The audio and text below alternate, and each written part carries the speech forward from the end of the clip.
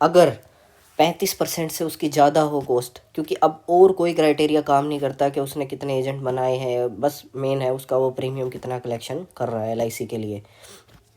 35% cost ratio से ज़्यादा है, मतलब 24 लाख से वो कम प्रीमियम लेके आ रहा है एलआईसी में, उसकी टीम कलेक्ट करके पूरा का पूरा प्रीमियम जो दे रही है वो 24 लाख से कम का दे रही है। 840 गुना 100/35 ये मैंने आपको बता दिया। तो पहले साल क्या होगा इसके साथ, 60% का इसका एफसीए कट हो जाएगा और कोई इंक्रीमेंट नहीं मिलेगा इसको, ठीक है। अब सेकेंड ईयर में फिर भाई ने वही किया, 80% उसका एफसीए कट हो गया और कोई भी इंक्रीमेंट नहीं मिला। थर्ड ईयर में क्या होगा, थर्ड ईयर में आके इसका एक डिक्रीमेंट भी लगेगा। अब ये कंफर्म हुआ तो इसका एक इंक्रीमेंट लगा था, तब प्रोबेशन से कंफर्म होने का उसने कंडीशन फुलफिल की थी, क्योंकि ये कंफर्म डीओ है। तो ये वाला उसका किस पे आ गया, अब दोबारा से बेसिक के ऊपर आ गया ये। अब अगली बार फिर से डिक्रीमेंट लगना है, एक बेसिक से नीचे जा नहीं सकता, तो क्या होगा, फोर्थ ईयर में ही इसको आउट, यानी कि टर्मिनेशन दे देंगे, ठीक है। ऐसा बिल्कुल मत समझिएगा टर्मिनेशन नहीं हो सकता, ये प्रोफाइल ही ऐसी है, टर्मिनेशन हो जाएगा। होता क्या है, प्रेशराइज कर दिया जाता है थोड़ा बहुत ऐसे बोल दिया जाता है कि टर्मिनेशन लोगे अच्छा नहीं लगेगा है समथिंग समथिंग, तो मैनेजमेंट बोल देती है कि यार आप रिज़ाइन ही कर दो, ठीक है। तो ये दिखता नहीं है, कंपनी अपने ऊपर लायबिलिटी नहीं रखती, ठीक है। उसके बाद सिक्स्थ ईयर में क्या होगा, सॉरी सिक्स्थ हमारे पास एक और कंडीशन आती है टर्मिनेट होने की। इसमें क्या रहता है कि 3 साल देखा जाए किसी के भी पिछले, तो उन 3 सालों की एवरेज जो है ना कॉस्ट रेशो की, जो मैंने वो आपको ऊपर निकालनी सिखाई कि कॉस्ट रेशो कैसे निकलती है, तो वो 50% से एवरेज हमेशा कम रहनी चाहिए, ज़्यादा नहीं होनी चाहिए। जैसे ही ज़्यादा होगी तो वहाँ भी क्या हो सकता है, उस बंदे का टर्मिनेशन हो सकता है। यही कंडीशन रहती है टर्मिनेट होने की, बाकी कोई कंडीशन नहीं है। अगर आप 50-50, 60-60, 70-70 लाख, 1 करोड़ रुपया ला के दे रहे हो एलआईसी को, कमाऊ पुत हो आप उनके, तो एलआईसी आपको नहीं निकालेगी, ठीक है। वेरी इंपॉर्टेंट मैंने लिखा है यहाँ पे, तो ये मैं आपको बता देता हूँ। वेरी इंपॉर्टेंट पॉइंट ये जो मैंने बताया, इससे हम निकल के क्या आते हैं कि जो ऊपर बताया ना कि हाँ एजेंट रिक्रूट करने हैं, प्रीमियम लेके आना है, ये मत सोचिएगा कि एलआईसी की मैनेजमेंट जो भी है या एलआईसी का आपका ऑफिस होगा, वहाँ से आपको कोई भी डाटा या समथिंग हेल्प मिलेगी कि आपको कुछ करना है। आपको बाहर निकाल दिया जाएगा, आपका ऑफिस का कोई काम देखो है नहीं।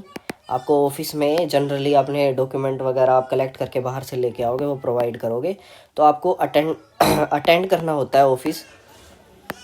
पूरा जो आपका एक डे होगा उसमें सिर्फ एक बार ही आपको ऑफिस में जाना होता है, ठीक है। जनरली आपने साइन करने, अटेंडेंस लगाने, मीटिंग वगैरह हो आपकी, आपको कोई काम है तो आप जाओगे, तो आप बाउंड नहीं हो ऑफिस में बैठने के लिए, ठीक है। तो आपको बाहर का ही काम रहता है वो सारा, लेकिन आपको खुद करना है। ब्रांच से आपको कुछ हेल्प नहीं मिलती है, सब आपको खुद मैनेज करना है। वहाँ आपने ट्रेनिंग ले ली, बस ख़त्म।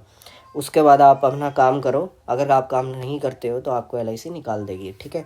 उसके बाद आप परमानेंट एम्प्लॉय हुए या नहीं, देखो मैंने आपको ऊपर कंडीशन बता दी है, वो फुलफ़िल नहीं होगी तो आप परमानेंट एम्प्लॉय नहीं हो, ठीक है। परमानेंट एम्प्लॉय आप नहीं हो अगर आप सर्टेन कंडीशन फुलफ़िल नहीं करते हो। अगर आप कंडीशन फुलफ़िल नहीं करोगे तो आपको निकाल दिया जाएगा, आपको टर्मिनेट कर दिया जाएगा, ठीक है। इसमें कोई भी वो नहीं है डाउट कि एलआईसी निकालेंगे नहीं, सरकारी जॉब है ऐसे थोड़ी हो सकता है, तो ऐसा कुछ नहीं है, निकाल देगी एलआईसी आपको।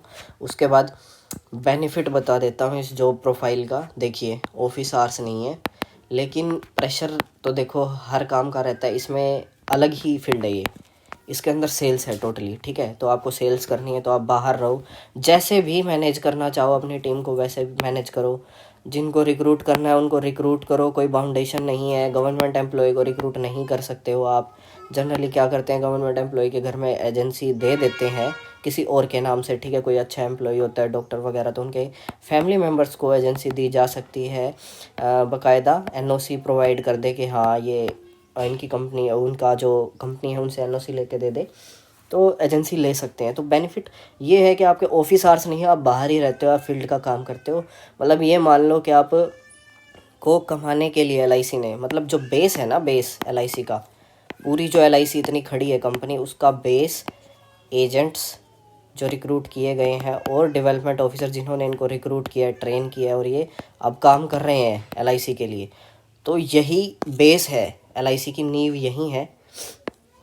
अगर ये ना हो तो एलआईसी आई थिंक अभी स्टैंड नहीं कर सकती, क्योंकि काम ही सारा ये कर रहे हैं, सेल्स है ना, तो सेल्स तो मार्केट में जाके होगी। और इंश्योरेंस जनरली क्या करते हैं लोग, इंश्योरेंस से भागते हैं, ठीक है।